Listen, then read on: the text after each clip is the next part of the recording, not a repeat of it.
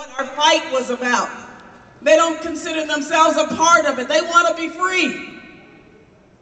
I think we're standing between an older church and leadership that's been held too long captive to the culture, and a leadership that wants to be captive only by Jesus Christ. I'm not saying that everything that is new is improved, but we've got to move from this mountain that we're standing at. I think CCDA's commitment to bring young people into our midst is more than just changing the age range of CCDA. So I want to just suggest to you that there is a word from the Lord about where I think we are and where we might go. It's in the book of Deuteronomy. And I think that the issue for us tonight is that our mission is clear, that we want to transform underserved urban and rural communities. But we have to be agents of transformation. We have to look at where we are. We have to look lovingly at where we are. And we have to say that nobody's mastered where it is. We are here this week to kind of learn from each other. And that's what you're here for. You're bringing the best of what you are. And you're putting that together with a lot of other kinds of people from different backgrounds to say, here, God, take our offering of this body of Christ so that we can transform the world around us. But here is Moses talking to the Joshua generation after the older generation had died out. And they're at the foot of Mount Horeb, just about to enter the promised land. And Moses is like a historian. He's our John Perkins, if you will.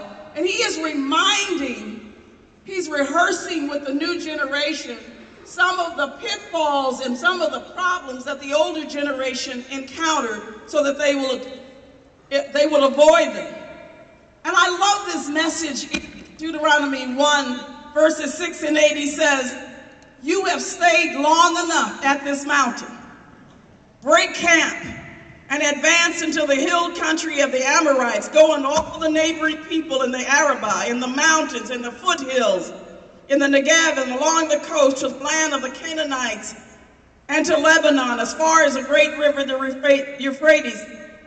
I have given you this land. Go and possess it. Very simple. Very simple. Don't have to fight for it. You just have to get your mind and your heart and your spirits ready to go take it.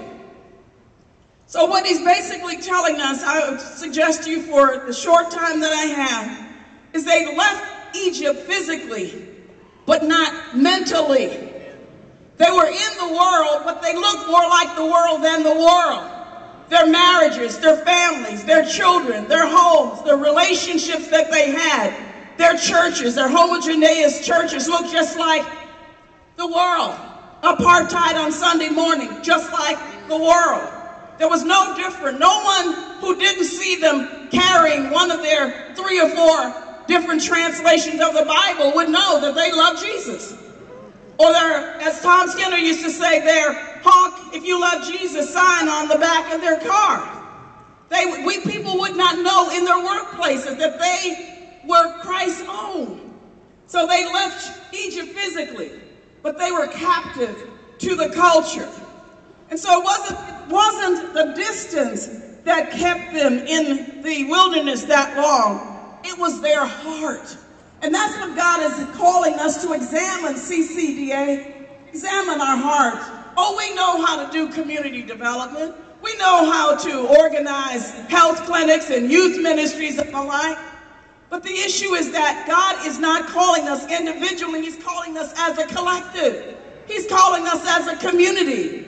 He's calling us as a whole people. And so they're standing at the foot of Mount Sinai in the scriptures is very important. It is a place where Moses went up to meet God, and God descended to meet Moses to give them God's covenant. It's a place where God's people heard for the first time what God required of a people that were his own.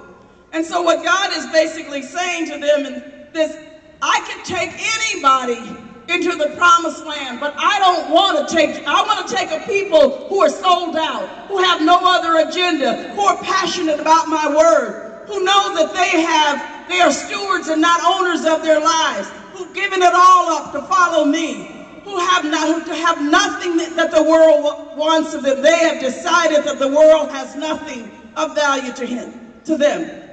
And so I think there are three things that this text spoke to me as I considered myself as part of that Moses generation. First, he said to them to break camp. And if you've ever been on a camping trip, you get settled in to your area by the river, and you got all your stuff out. But there's a point where you have to get up and move. And we've got settled into our black church and our native Indian church and our white church and our Latino churches. And we're fine with that. We don't understand that the world doesn't know that we love Christ by the way we model Christ. We think that if we just talk about Christ, people will know that we love Christ.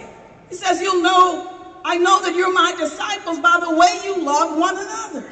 How do I love you if I don't spend time with you? How do I love you if I don't know you? How do I love you if I can't bear your burden because I don't know where you are? Because I'm not connected to you. And the most incredible place to connect with people is in worship. Because in worship, your title and position is irrelevant. In worship, the Holy One of Israel doesn't care what you possess.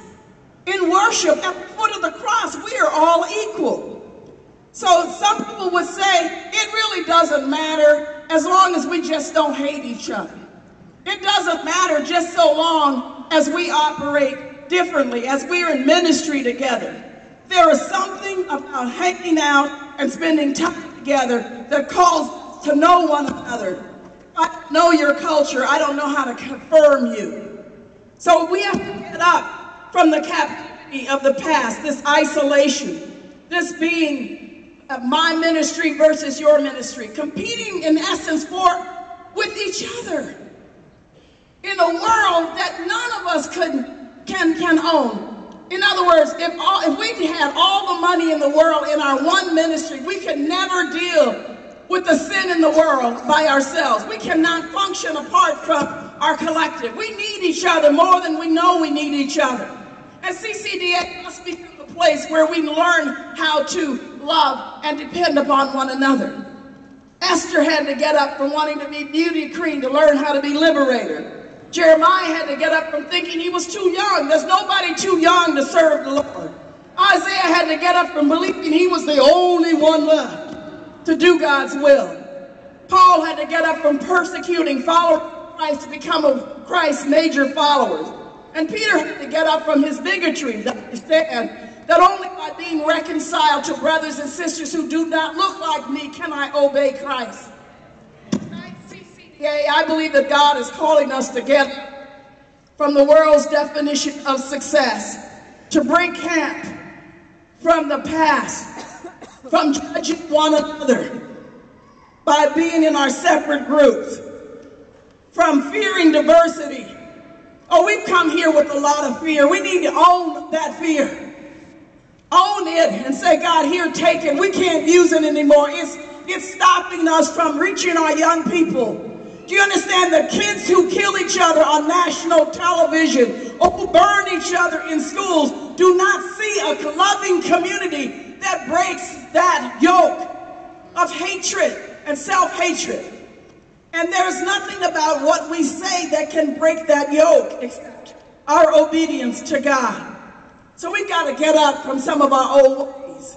And some of us who've been around a long time have to realize that you cannot mentor people into your fear. You have to mentor people into your freedom. So it's not enough to say we have to mentor young people. What are we mentoring them in? We have to mentor them into the freedom of Christ. We have to mentor them into what we are modeling. They have to see us hanging out with each other. They have to see us caring about each other. And oh, by the way, our children and our grandchildren and our great-grandchildren don't have to hear us say that, hey, they just don't see us with other people. So the next generation and the next generation and the next generation is learning that separateness is